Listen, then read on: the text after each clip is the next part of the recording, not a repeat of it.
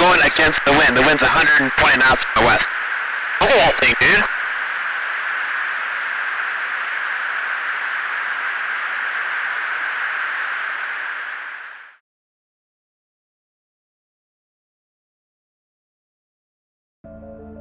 What was going on with the Pentagon and UFOs?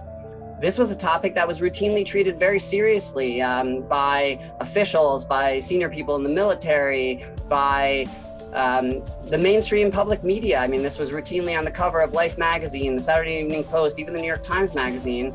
And then around 1969, this all of a sudden was relegated to the fringes. It was something that serious people no longer were expected to talk about. And for decades, it was the same. Any talk of UFOs was inevitably linked to questions of alien abductions or ancient aliens or who built the pyramids or who drew the Nazca lines.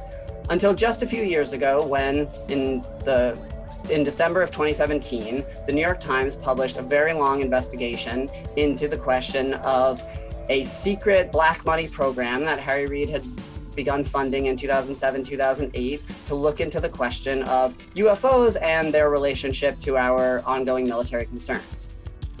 So I think the issue to think about it in a venue like the Future Security Forum, and the way that I would frame this for this audience is to say, what are the things that we are encouraged to talk about, and what are the things that we are discouraged to talk about as far as fringe anomalous observations go? And in this case, fringe anomalous observations being sort of one vessel to talk about broader questions of things that we don't understand. So for a long time, the feeling of the military between 1947 and roughly 1953 was, look, this is a very tense post-war moment, the beginning of the Cold War. It seemed obviously in recent memory, there were the first use of the atomic bomb. It seemed very possible that foreign adversaries like the Soviets had developed craft that could easily outmaneuver us and travel several times faster than the speed of sound. And so it was a very real concern that there were things in our airspace that we couldn't account for. But the point was, serious reports were coming in from credible people like military pilots, civilian pilots. There were hundreds of these coming into the Air Force every year. So the feeling was something had to be done about the fact that all of these strange sightings were happening. There was also the feeling that we could not show that we were ignorant of stuff going on in our airspace. We couldn't show that there were repeated incursions into our airspace, potentially by adversaries, that we couldn't account for. And especially in the early moments of the Cold War, we never wanted to project that kind of weakness. So there were two countervailing tendencies among officials. There was the feeling of we should take weird things seriously because it's the only way we're going to learn if there's stuff going on that's beyond our ken. And on the other hand, we need to prevent people from taking weird things too seriously, or it'll look like nobody's minding the store. So this was more or less the kind of epistemological conflict that went on in official circles through most of the 50s and the 60s. Of course, the public imagination was completely captured by these reports, and people were fascinated by it. And one of the things that I found that I think has sort of been lost to history is that there was certainly an interesting kind of class dimension to this at the time, that many of the people who were doing the reporting were people like policemen and firefighters and other first responders, and many of the people who were doing the sneering and the debunking were Hayden Planetarium astronomers or Harvard astronomers. And so there was some tension between scientists saying this couldn't possibly be true, and people like policemen and pilots saying these are things we saw with our own eyes. Don't tell us what we saw or what we didn't see, and don't tell us that something that looked like a flying disc was actually just Venus. I mean, we know what Venus looks like, and this wasn't Venus, and that's insulting. So all of this came to a head in the late 60s. Party leader Gerald Ford called for a hearing. There were hearings about the Air Force project that had looked into unidentified flying object sightings.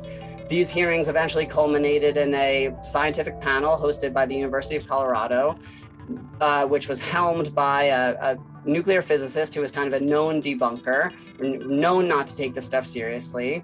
And they came out with a report in 1969 or the fall of 1968 that was 1,000 pages long that basically said there's nothing to see here. There's no national security interest here. There's no reason for scientific concern or curiosity. Kids shouldn't be allowed to study this in school. We need to put this whole thing to bed and make people understand that this is really just a fringe topic.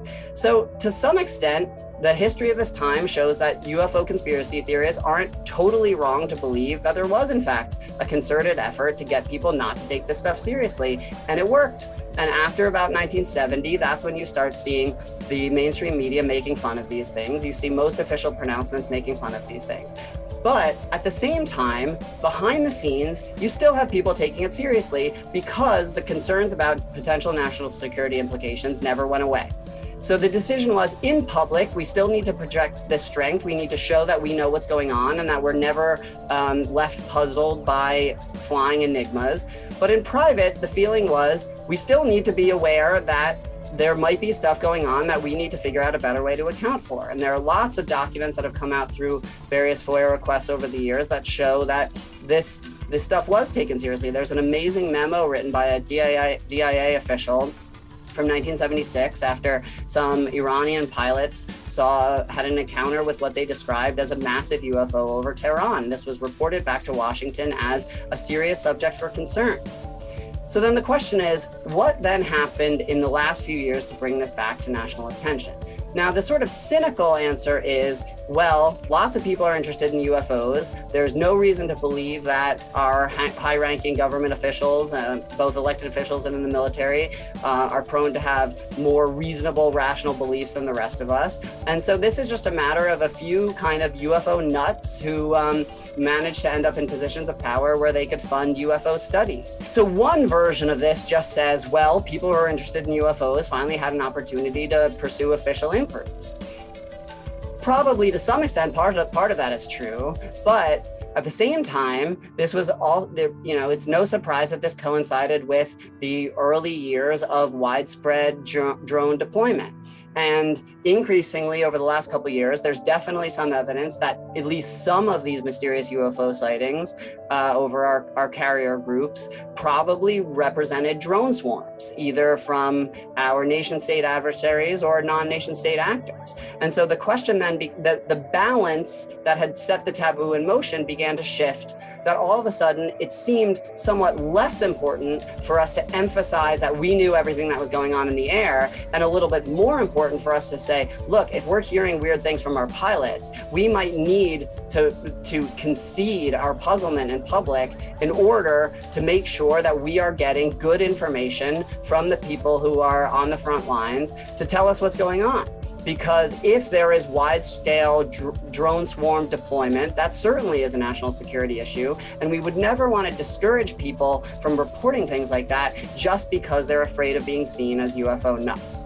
But the point that I would leave you with is that there's always this question of, to what extent do you want to leave yourself open and vulnerable by saying that you don't know what's going on, versus making sure that you have an opportunity to update your priors about that. And I think the UFO story is a great case study in why exactly we would admit uncertainty and ambivalence and why we would hide that uncertainty and ambivalence. No, it's not. What is it? Kerry, what is that? What is that? Kerry, what is that? I have no idea. Holy crap! Don't move me.